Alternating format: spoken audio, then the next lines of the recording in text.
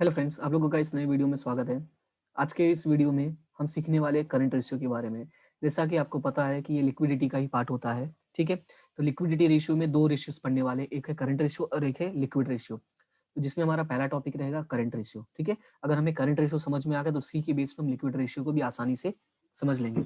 और एक चीज़ मैंने आपको कहा था करने के लिए कि कंपनी का जो फाइनल अकाउंट का फॉर्मेट है, बैलेंस शीट का स्पेशली वो अच्छे से एक बार देख लेना, क्योंकि वो रेशियोज़ अब मतलब वो जो इन्फॉर्मेशन है वो अब यहाँ से सारे रेशियोज़ में काम आने वाली है। यानी कि आज के बाद से जो भी रेशियोज़ मैं अपलोड करने वाला हूँ, लगभग सभी में उनका यूज़ होगा। जैसे अभी ये पहला एग्जांपल ही देख लेते हैं करंट रेशियो का, ठीक है? तो करंट रेशियो में भी देखते हैं हम कि कैसे उसका यूज़ होगा। तो सबसे पहले हम बात करते हैं करंट रेशियो का। सर फॉर्मूला क्या होता है? तो करंट रेशियो का बेसिकली फॉर्मूला होता है करंट एसेट, क्या होता है? Current assets divided by current liability.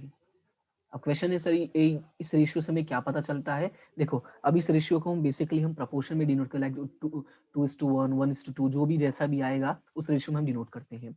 अब इसका मतलब क्या होता है कि करंट एसेट्स और करंट लायबिलिटी का, एक्चुअली इस रेशियो से हमें ये पता चलता है कि हम अपनी जो शॉर्ट टर्म लायबिलिटीज है, क्या हम अपनी जो शॉर्ट टर्म लायबिलिटीज है, तो यहाँ पे मैं लिख देता हूँ शॉर्ट टर्म लायबिलिटी, राइट?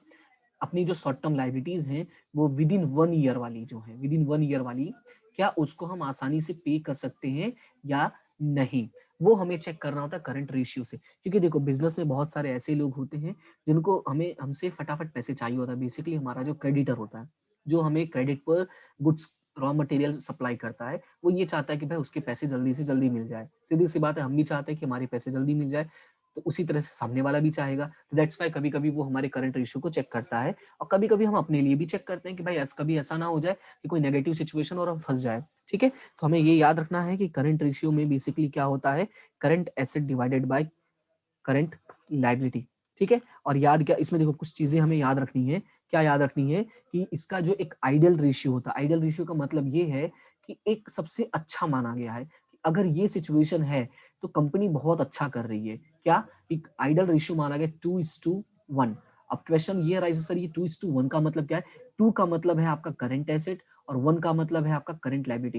यानी 1 रुपए करंट लायबिलिटी है तो उसके सामने आपके पास करंट एसेट कितना है? 2 रुपए। तो ये सिचुएशन अच्छी है, क्योंकि अगर मान लो मुझे 1 रुपए लायबिलिटी पे भी करना पड़ गया तो फिर भी 1 रुपए तो सेव हो गए ना, तो उसका मैं यूज करके अपना आगे का काम कर सकता हूँ। तो दैट्स वाई ये रेशियो जो है वो सबसे अच्छा माना गया है। अब देखो, इसमें कुछ चीजें याद रखनी जो है थियरी बेसिस, लेकिन आपको अगर आता रहेगा तो बहुत मजा आएगा पढ़ने में, ठीक है? तो क्या याद रहना चाहिए वो देखते हैं हम लोग। अब याद रखने जैसी चीज क्या है कि आपको ये याद रखना है कि अगर आपका रेशियो, ठीक है, क्या अगर आपका ये जो हमारा करंट रेशियो है, अगर इस रेशियो से ज्यादा होता है, यानी क्या याद रखना है कि ग्रेटर देन दिस रेशियो, ठीक है? तो मैं यहाँ पे डायरेक्टली लिखता हूँ ग्रेटर देन दिस रेशियो। तो सिचुएशन ये होगा कि आपका लॉस होगा। कैसा लॉस होगा वो भी मैं समझाता हूँ। और अगर लेस देन दिस रेशियो है, ठीक है, लेस देन दिस रेशियो है, तो भी आपका लॉस होगा। लेकिन कैसा लॉस होगा? Interruption in manufacturing. क्या होगा? Interruption in manufacturing work, right? अभी समझते हैं ये क्या है, कैसा है, लॉस क्या होता है। तो यहाँ पे मैं पूरा लिख देता हूँ लॉस ऑफ इंटरेस्ट। अब देखो बात को समझो। अगर मान लो कि 2:1 से ज्यादा है, 2:1 का मतलब समझ लो कि मान लो 4:1 है, तो 4:1 का मतलब ये हुआ कि करंट एसेट में आपने इन्वेस्टमेंट ज्यादा कर दिया है। तो अगर मैंने करंट इन्वेस्टमेंट मतलब करंट एसेट में ज्यादा इन्वेस्टमेंट कर दिया है, तो आपको ये बात पता है कि करंट एसेट जो है बेसिकली ज्यादातर हमारे ऐसी चीजें होती है जिनका हम यूज करके बिजनेस करते हैं, यानी उससे हमें और कुछ एक्स्ट्रा अर्न नहीं होता। तो अगर मान लो कि जो यहाँ पे मैंने 4 रुपए इन्वेस्टमेंट किया है, अगर मैं सिर्फ 2 ही रुपए रखता तो बाकी के 2 रुपए मेरे बच जाते। तो उन 2 रुपए का यूज करके मैं कहीं और इन्वेस्टमेंट करता, कहीं और इन्वेस्टमेंट करके मैं इंटरेस्ट अर्न कर लेता, तो वो मेरा लॉस हो गया कि नहीं हो गया? दैट्स वाई मैंने यहाँ पे लिखा interest of, sorry, loss of interest, right? अब बात करते हैं लेस देन दिस रेशियो, यानी इंटरप्शन इन मैन्युफैक्चरिंग प्रोसेस। तो अब ये कैसे होगा? चलो एज्यूम करो 1:1 है, ठीक है? 1:1 है मतलब जितना लायबिलिटी उतना ही एसेट है। तो अगर हमें तुम्हें सडनली रॉ मटेरियल चाहिए होगा तो कहाँ से लेकर आओगे? क्योंकि सामने वाला बोलेगा ना भाई तुम्हारे पास तो कुछ है ही नहीं पे करने के लिए, चलो दे भी देंगे। तो फ्यूचर में कैसे दोगे? तो हो गया ना मैंने इंटरप्शन। तो इसका मतलब ये हुआ कि हमें कोशिश यही करना है कि हम यहीं पे अटके रहें, ना इससे ज्यादा जाने की कोशिश करें ना इससे कम। कहते हैं ना, ना आगे ना पीछे, जहां आओ वहीं पे स्टेबल रहो। ठीक है, तो ये छोटी छोटी चीजें हैं जो आपको याद रखनी है। ठीक है, तो ये तो हो गया आपका इंट्रोडक्शन के बारे में। अब थोड़ा समझ लेते हैं कि इनमें क्या क्या हम इंक्लूड करते हैं, क्योंकि हमें ये पता होना जरूरी है कि हम करंट एसेट में क्या इंक्लूड करते हैं, करंट लायबिलिटी में क्या इंक्लूड नहीं करते हैं। ठीक है, तो यहाँ पे मैं लिख देता हूँ करंट एसेट। क्या लिखता हूँ मैं? Current asset. तो करंट एसेट में बेसिकली हम उन चीजों को इंक्लूड करते हैं जिनको हम easily with in 12 month cash में कन्वर्ट कर सकते हैं। क्या? Easily with in 12 month cash में कन्वर्ट कर सकते हैं, जैसे कि इन्वेस्टमेंट। हाँ, अब लेकिन बोलोगे सर इन्वेस्टमेंट तो लॉन्ग टर्म होता है। नहीं, मैं बात कर रहा हूँ शॉर्ट टर्म की। ठीक है, मैं किसकी बात कर रहा हूँ? शॉर्ट टर्म की। तो शॉर्ट टर्म इन्वेस्टमेंट अगर लिखा हुआ है तो याद रखना वो करंट एसेट में आएगा। और क्या आ सकता है? और आ सकता है आपका स्टॉक, और क्या आ सकता है? डेटर्स।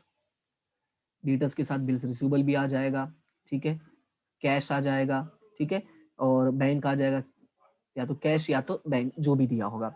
ठीक है, और कोई भी तरह का शॉर्ट टर्म लेंडिंग, यानी कि अगर मार्केट में तुमने किसी को भी कुछ पैसे दिए हैं फॉर शॉर्ट टर्म, तो वो भी इसके अंदर इंक्लूड करेंगे, यानी कि शॉर्ट टर्म लेंडिंग। अच्छा, और क्या हो सकता है? अगर तुमने किसी को कुछ एडवांस पे किया हुआ है तो वो आ जाएगा, जैसे प्रीपेड, ये सारी चीजें। तो एडवांस में मैं यहाँ पे लिख देता हूँ जैसे कि एक्सपेंसेस पेड इन एडवांसेस। ठीक है, एक्सपेंसेस पेड इन एडवांसेस, ऐसा पॉसिबल है कि नहीं? तो वो भी तो आपका शॉर्ट टर्म के लिए ही है। हम बात करने से करंट एसेट की बात कर रहे हैं। ठीक है, which is convertible into cash, right?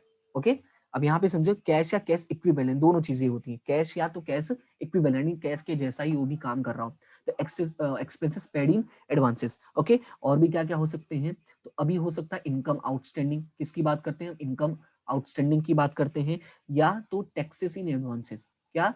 Taxes in advances. तो बेसिकली इतनी चीजें होती हैं जो हम करंट एसेट में इंक्लूड करते हैं। मैंने वो सारी चीजें लिखने की कोशिश की जो बेसिकली हमारे क्वेश्चंस में आते हैं। ठीक है, एक बार इसको अच्छे से लर्न कर लेना। क्या क्या? Investment basically short term, stock, debtors, bills receivable, cash, bank, short term lending, advances like expenses paid in advances, income outstanding and taxes in advances. तो ये सारी चीजें आपको इंक्लूड करते हैं करंट एसेट में। ठीक है, अब बात करते हैं करंट लायबिलिटी की। सर करंट लायबिलिटी में क्या क्या आता है? तो उसी तरह से जो ऐसी लायबिलिटी जो हम विद इन 1 ईयर पे करने वाले हैं, तो इसमें भी सेम ऊपर वाले को ध्यान में रखो, यानी कि यहाँ पे क्या आ जाएगा? Short term borrowing.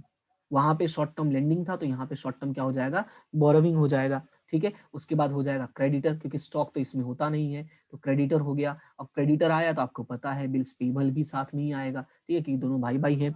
उसके बाद याद रखना है बैंक ओवरड्राफ्ट, वहां पे कैश था तो यहाँ पे बैंक ओवरड्राफ्ट आ जाएगा, राइट? फिर इंटरेस्ट ऑन लॉन्ग टर्म। क्या? ऑन लॉन्ग टर्म लोन, यानी जो भी हमारा लॉन्ग टर्म लोन बाकी होगा उस पर हमें इंटरेस्ट पे करना होता है, और इंटरेस्ट तो आपको ईयरली होगा, तो यानी वो शॉर्ट टर्म बन गया कि नहीं बन गया? ठीक है, तो interest on long term loan, right? और क्या क्या चीजें हो सकती हैं? Due but not paid. क्या? ड्यू बट नॉट पेड, जिसको हम बोलते हैं आउटस्टैंडिंग। क्या बोलते हैं जिसको? हम सिंपल लैंग्वेज में बोलते हैं आउटस्टैंडिंग। ओके, और क्या क्या हो सकता है? अब मान लो कहीं से हमें एडवांस मिल गया हो, तो रिसीव्ड इन एडवांस। क्या? Received in advances. जिस तरह से हमने अगर एडवांस में पे किया है तो वो हमारा करंट एसेट होता है, उसी तरह से अगर हमने रिसीव किया है तो वो होता है हमारा करंट लायबिलिटी। और लास्ट में शॉर्ट टर्म प्रोविजन। क्या? लास्ट में एक और याद रखना है, शॉर्ट टर्म प्रोविजंस। तो ये सारी चीजों को हम इंक्लूड करते हैं करंट एसेट और करंट लायबिलिटी में। तो ये दो चीजें हैं जो आपको अच्छे से याद रखनी है। एक बार देख लो, स्क्रीनशॉट ले लो, इसलिए मैंने एक ही स्लाइड में लिखा है ताकि फटाफट इसका स्क्रीनशॉट आसानी से ले सको। ठीक है, अभी और कोई दिक्कत हो तो बता देना कमेंट सेक्शन में, फीडबैक अपना देना कि सर ये नहीं समझ में आया, वो नहीं आया, आया, अच्छा लगा, जो भी हो वो बता देना ताकि मुझे एक सेटिस्फेक्शन रहे।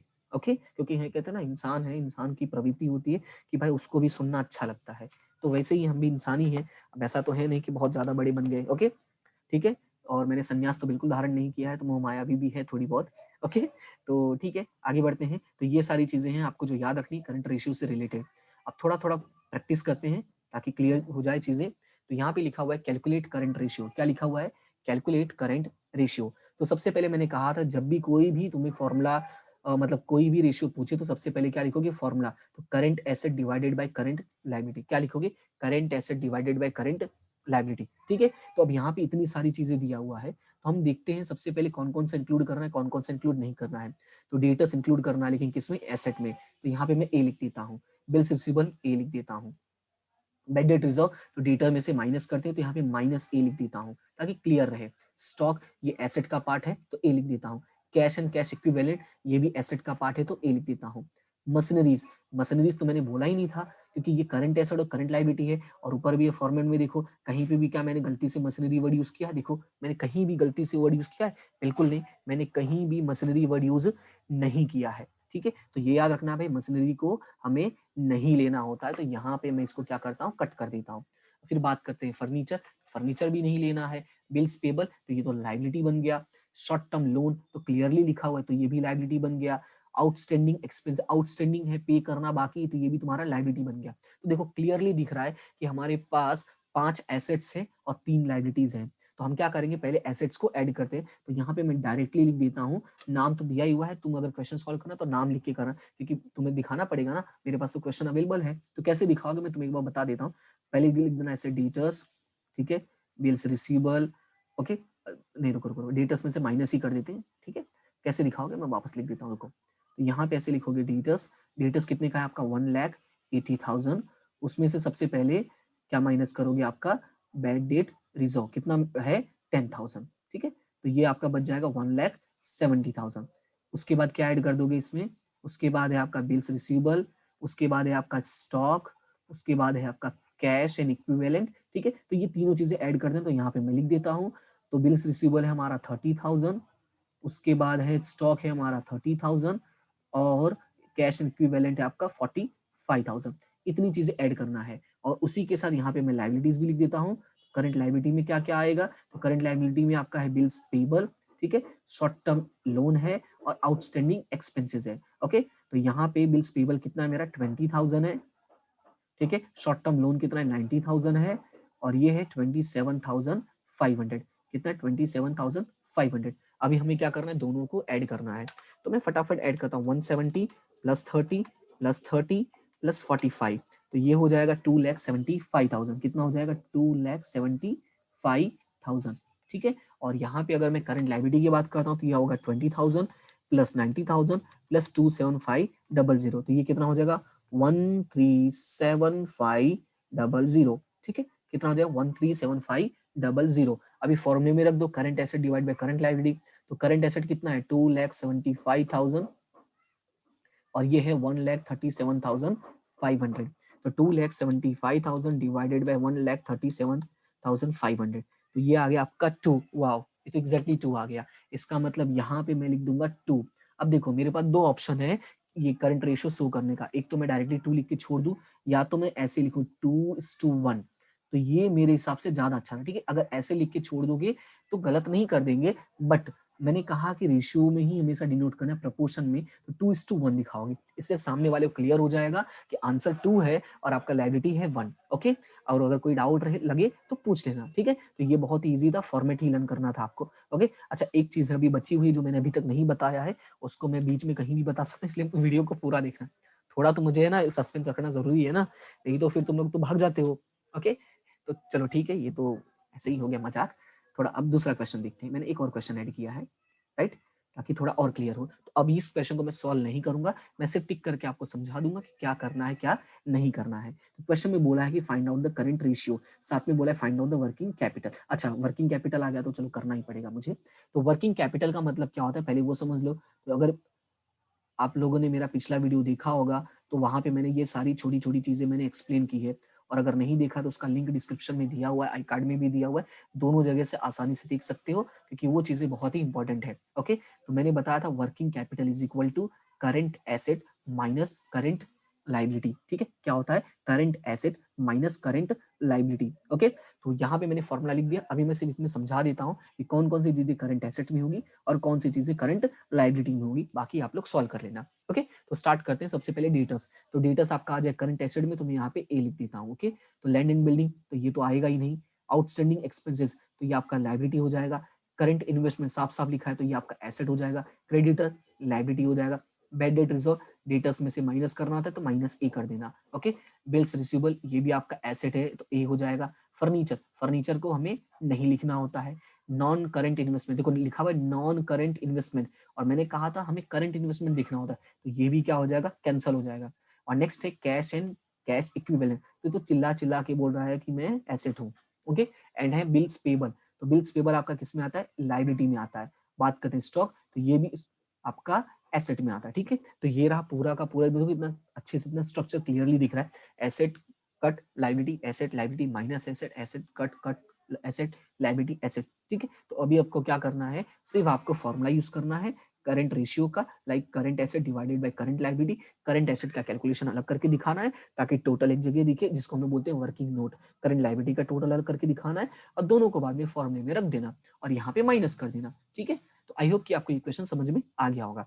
मैंने ये जल्दबाजी इसलिए की क्योंकि मैंने एक और क्वेश्चन ऐड किया है जो बहुत ही इंटरेस्टिंग है, सिर्फ 2 लाइन का है, सॉरी 2 वर्ड का है। क्या लिखा है, current asset 150 and working capital 60, find out the current ratio. देखा कितना मजेदार है। अब ऐसे क्वेश्चन जब आते हैं तब थोड़ा हमें दिमाग लगाना पड़ता है, तो दिमाग तो हमारे पास बहुत है तो हम उसको यूज करते हैं। सबसे पहले हम करंट रेशियो का फॉर्मूला लिखते हैं। क्या लिखते हैं, current ratio is equal to current asset divided by current liability, ठीक है। फिर मैंने कहा कि दूसरा चीज हमें क्या दिया है, वर्किंग कैपिटल। याद होगा मैंने कहा था कि जब भी हम फॉर्मूलाज लिखते हैं, जब भी हम कभी ऐसी चीजें फाइंड आउट करते हैं, तो जो जो फॉर्मूलाज तुम्हें दिख रहे हैं कि लग सकते हैं, सारे फॉर्मूलाज लिख लो। इससे फायदा क्या होगा कि जो भी वैल्यूज मिलेगी बस उसको पुट करते जाना है, ठीक है। तो मैं वर्किंग कैपिटल का फॉर्मूला लिखता हूं यहाँ पे। क्या लिखूंगा, working capital is equal to current asset minus current liability, ठीक है। अब ध्यान से देखो, तो वर्किंग कैपिटल मेरे पास दिया हुआ है, कितना दिया है, तो ये दिया हुआ है 60,000। करंट एसेट कितना दिया हुआ है, 1,50,000, तो is equal to 1,50,000 minus current liability. अब याद होगा बचपन में मैथ्स पढ़ा होगा, तो बचपन में जब मैथ्स पढ़ा होगा तो वहां पे हमने देखा था कि ये माइनस अगर इस साइड आएगा तो प्लस हो जाएगा। तो current liability is equal to 1,50,000, right. और ये जो हमारा 60 इधर जाएगा तो माइनस हो जाएगा, तो माइनस 60,000। तो ये एक्चुअली में अब कितना आ जाएगा, ये आ जाएगा आपका 90,000। इसका मतलब ये हुआ कि करंट लायबिलिटी कितना आ गया, 90,000। अब देखो हमारे पास करंट एसेट भी है और लायबिलिटी भी है, तो करंट एसेट कितना दिया, 1,50,000, और हमारा जो करंट लायबिलिटी है वो कितना है, 90,000। तो यहाँ पे 4 जीरो कैंसिल, 1 2 3 4 कैंसिल। अभी बचा क्या, 15 डिवाइड बाई 9। तो इसको सॉल्व करोगे 15 डिवाइड बाई 9, तो ये कितना हो जाएगा, आपका आएगा 1.66, राइट। तो 1.666 करके समथिंग समथिंग आ रहा है, लेकिन हमें पता है जब ऐसा आए तो हम उसको कन्वर्ट कर सकते हैं 1.67:1, राइट। ये 1:1 मैंने क्यों लिखा, क्योंकि मैंने कहा कि जो करंट रेशियो होता है वो ऑलवेज हम 1:1 करके दिखाते हैं, ठीक है। तो आई होप कि आपको इतनी चीजें समझ में आ गई होंगी। अच्छा, एक चीज मैंने सस्पेंस रखा था, सस्पेंस में मैंने क्या रखा था, याद होगा अगर कभी आप लोगों ने बैलेंस शीट का फॉर्मेट देखा होगा तो उसमें देखा होगा कि करंट एसेट में एक एसेट हम इंक्लूड करते हैं जिसका नाम होता है लूज टूल्स। क्या नाम होता है जिसका, लूज टूल्स, कभी देखा होगा। तो एक चीज याद रखना है कि जो लूज टूल्स होता है वो होता भले करंट एसेट का पार्ट है, लेकिन जब हम करंट रेशियो इंक्लूड करते हैं, आई मीन कैलकुलेट करते हैं, तो हम लूज टूल्स को हम क्या करते हैं, इंक्लूड नहीं करते हैं, राइट। तो याद रखना है इसको कभी भी इंक्लूड नहीं करना है, इसको क्या कर देना, एक्सक्लूड कर देना है, या मैं लिख देता हूं कि इसको not included, right, not included in current asset. हालांकि जो हमारे बुक्स में क्वेश्चंस होते हैं वहां पे ये बहुत ही कम आएगा, लेकिन मैंने इसलिए बता दिया कि अगर मान लो गलती से कभी कोई पूछ ले स्कूल में कहीं भी, तो तुम्हें ऐसा नहीं लगे कि मुझे नहीं पता, ओके। तो ये थोड़ी सी चीजें हैं जो आपको याद रखनी है। आई होप कि ये सारी चीजें आपको समझ में आ गई होंगी, ओके, ठीक है। तो अगर वीडियो अच्छा लगा और समझ में आ गया हो तो वीडियो को लाइक करें, अपने फ्रेंड्स के साथ शेयर करें और चैनल को सब्सक्राइब करना बिल्कुल भी ना भूलें, ठीक है। तो इसी तरह से आप लोग पढ़ते रहना है, और अगर चैनल को सब्सक्राइब किया है तो यहाँ पे क्या लिख देना है, थैंक यू। और इसी तरह से मुस्कुराते रहो, पढ़ते रहो, सीखते रहो और आगे बढ़ते रहो। मिलते हैं हम अपने नेक्स्ट वीडियो में। Thank you so much to all of you, have a good day.